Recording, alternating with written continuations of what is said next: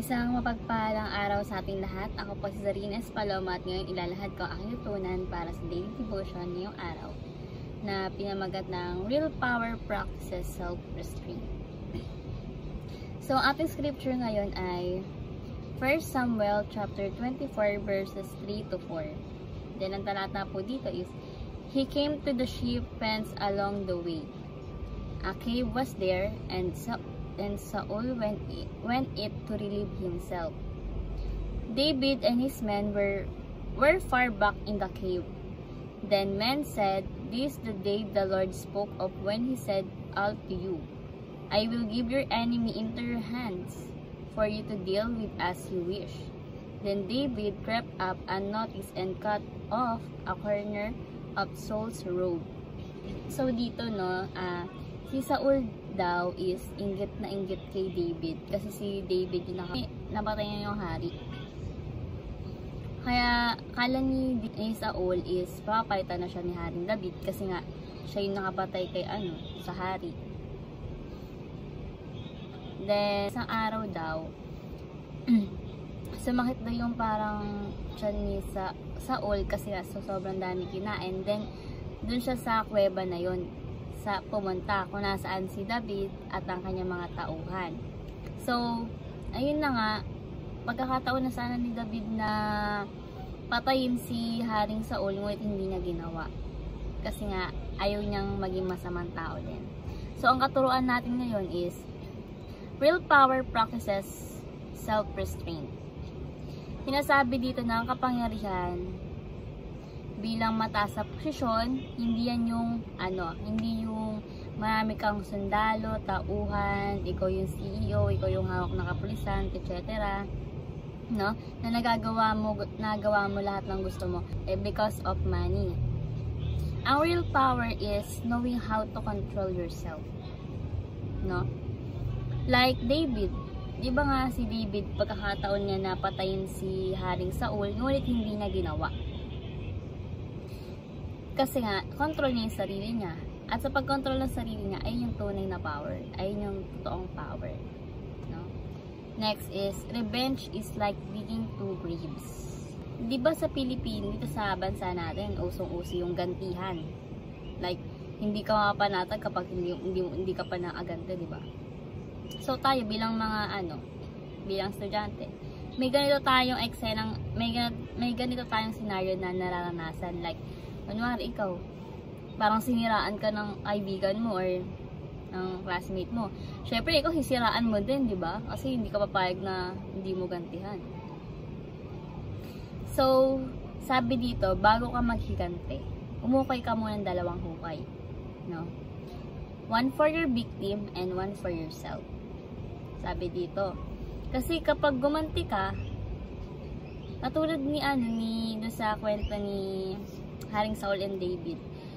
Kung pinatayin niya si Haring Saul, doon mismo, paglabas niya, andun yung mga tauhan ni Haring Saul, di patay din siya, di ba? Kaya nga sabi ito is wala pong nananalo sa paghigante.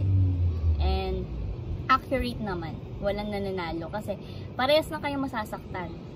Naaganti ka nga. Parang naaganti ka, nasiyahan ka ba doon na nakapatay ka ng tao? Di ba? Like ganun. Parang sa huli yung pagsisisi kapag naghigante ka. Example na ng paghihigante yung parang sa boyfriend mo, di ba nahuli mo siya nag-cheat. Nag-cheat siya sa ibang babae. Like ganun, nag-cheat siya sa'yo. Then ikaw, nalaman mo yun. Di ang gagawin mong paghihigante is mag-cheat ka din. Like parang gagantihan mo lang siya. Di wala ka pinagkaiba sa kanya. Pares kayong talo. Pares kayo napasama. Diba? Ganon. Pag naghiganti ka, pati ikaw talo. And yes. Next is, vengeance is the Lord's. Sinasabi ito na hayaan natin si Lord ang gumanti para sa atin. No? Kasi kapag naghiganti ka, means wala kang tiwala kay Jesus. Wala kang tiwala sa justice ni God. Diba? Kaya ikaw ang gagawa, which is wrong. Ayun yung wag mong gagawin, is ikaw yung maghihigante para sa sarili mo. Hayaan mo si God yung maghihigante sa'yo. Diba? Hayaan mo si God yung kumilos. para gantihan yung mga kaaway mo. Ipaubayin na natin kagad yung paghihigante. Kasi wala naman tayong, dyan mapapala Oo, nakapaghiganti ka nga. Parang magigilty ka rin at the same time, di ba? So, vengeance is the Lord. Hayaan natin si Lord, di ba? Hayaan natin siya. Ang mahalaga, yung mga kamay natin is malinis, di ba? Walang halong paghihigante, hindi tayo naminsala ng ibang tao. Yun. Hayaan natin si Lord kung ano yung gagawin niya dahil may hustisya si God. May sarili siyang hustisya. Hayaan mo yung hustisya ni God yung humatol doon sa taong may kasalanan sa'yo. No? So, bilang application, number 1 is show power by not showing it. No? Ibig sabihin nito na pakita mo na kontrolado mo yung sarili mo. Kasi nga, yung totoong power is yung control ka. Control ka sa ginagawa mo. If you can control yourself, then you are powerful. Yes. No? Example dito, nakita mo yung taong nanira sa'yo. No? Like, parang kung ano-ano pinagsasabi sa'yo.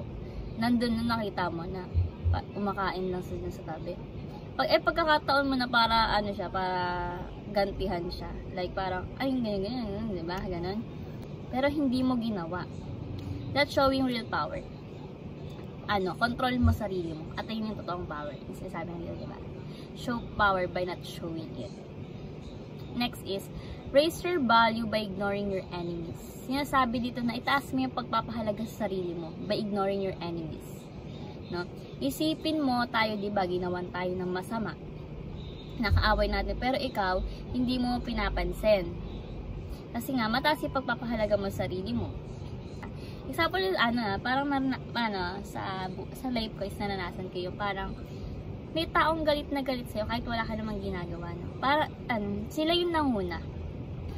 Then yung yung parang nag-share ka pero hindi naman para sa kanila. Pero natamaan sila. Galit na galit sila, like kung ano pa isasabi, inis na inis sa'yo. Nag-recruit pa ng kaibigan para magalit din sa'yo, no? Which is wrong. Tapos ako, dinidedma ko lang, like di ko pinapansin, tinatawanan ko lang kasi bakit ako papapekto sa'yo? May mapapalaba ako sa'yo. Like ganun. Sinasabi ko sa sarili ko na hayaan ko na lang si Lord yung kumilos sa'yo, no? Siguro nga ganito ka, ganyan-ganyan. Pero sinasabi ko like sa sarili ko na hayaan ko na lang si Lord. Syempre at the same time, pinapatawad ko din kasi nga ayoko yung taong may galit, ganun yung may kagalit. Kasi parang mag-iisip ka pa kung bakit nagalit, ganun. Ayoko nang ganun, no? Ako, sarili ko, ayoko nang ganun. Like, ayoko nang maraming kagalit. Kasi pangit yun, kumbaga maging negative ka rin kapag puro galit din nasa mo, diba? Yun yung pagpapalaga sa sarili, no? Yung hindi mo pinapansin, like wala kang pake, deadma ka lang, ganun.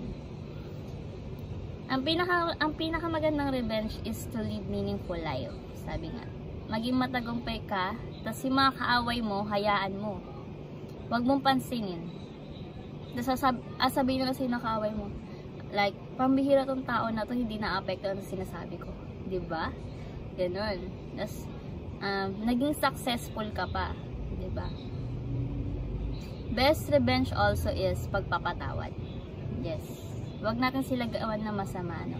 Kung ginawan nila tayo na masama, patawarin na natin sila. Huwag na ignore them. And mind your own business. Kasi kapag gumanti ka, wala kang pinagkaiba sa kanila. Maging ka-level mo rin sila, diba? Kaya kapag may galit, kapag ginawan tayo na masama, is hayaan natin. Ignore them, no? Hayaan natin sila, mind your own business, diba? Sabi nga. Hayaan mo si Lord yung gumanti para sa'yo. And lastly is, appeals to God vengeance for vindication. Sinasabi nito na, imbes ikaw yung maghikante, the best thing to do is mag-appeal ka kay Lord. Like, Lord, ikaw na pong bahala. Sa mga taong galit na galit sa akin. Sa mga taong may galit mo sa akin kahit wala akong ginagawa. Diba, Lord, ayokong maging katulad nila. Kaya pinapabaya ko na po sa'yo sila. No? Hayaan ko po, Lord, na ikaw na lang yung may bigay sa kanila ng gante, no? Ayoko rin maging katulad nila. Ayoko rin maging masama. Pinapaubaya ko na sa iyo. Ay, yun lagi ko sinasabi kapag may nalalaman akong pag may nalalaman akong may galit sa akin, ganun. Lord, hayaan ko na lang, ikaw na lang kumilos sa kanila na ganito, ganyan. Pinapatawad ko na rin sila, Lord. Kasi ayokong may kagalit, ayoko nang gagawa rin ako ng masama para sa kanila. Like, ganun. No? Si Lord yung magtatanggol sa'yo. Mag-appeal ka lang kay God. Hayaan mo si Lord yung kumilos para sa buhay mo. Para sa paghihigante. Pero ikaw, sarili mo, huwag ka maghihigante. Kasi kapag gumanti ka, wala kang pinagkaiba sa kanila. Hayaan mo na lang si Lord. Ipaubaya mo na lang kay Lord lahat. No? So, ang lesson din dito is, huwag gumante, marunong magpatawad. No? Kahit ano mang gawan ka na masama, or ginagawan ka na masama, hayaan mo, ignorin mo lang. Mind your own business. Huwag ka papapekto sa kanila. So, ayun lamang po ang katutunan sa daily devotion ngayon na ay ma-apply natin sa sarili natin at maisabuhay, no? Ayun lamang po at maraming salamat sa pakikinig at God bless po sa ating lahat.